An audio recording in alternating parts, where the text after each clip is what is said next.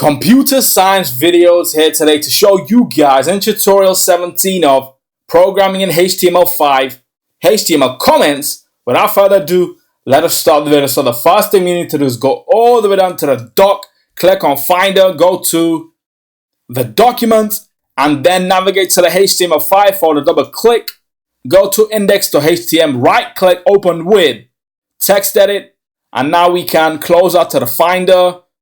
Go to the index.html file, increase the size of this, and then Command plus to increase the font size. And now we can highlight all the code from the previous tutorial, right click, cut, and then open up the Word document, which is on the right hand side of your page, and then go all the way down to the bottom of your screen, and then Command V to paste, Command S to save, and then minimize the Word document as we will be using code from the previous tutorials. So now we are ready to start the tutorial. Go to the text edit file, Command S to save, and now we can say comment tags are used to insert comments in the HTML source code. You can add comments to your HTML source code by using the following syntax, which is less than, exclamation mark, dash dash, write your comments here, and then dash dash, greater than. So now if we Command S, go to Finder, go to the documents, HTML5, double click, right click index.html, open with Safari. As you can see, there is nothing on screen if we close out to Finder, and then have the web browser and the text edit side to side. We are then able to simultaneously see what is happening concurrently in real time. So now if we go back to the text edit file, type in the P tag. This is a paragraph. Command S to save. In the comments, we can say a paragraph. And now if we go to the web browser, right click, reload the page, the only thing that we can see is this is a paragraph. That's because the comments are never visible unless you change the code to make them visible.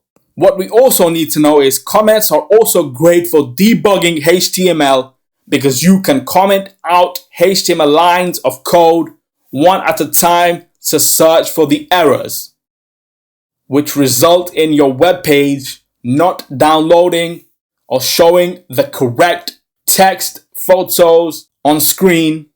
And so now we can go to the doc, go to the Word document, take a couple of lines of code, and then paste onto your text edit file. So if we take H1 style text align center, centered heading, highlight, right click, copy, minimize the Word document, go to the text edit file, and now Command V to paste, and then copy the comments code,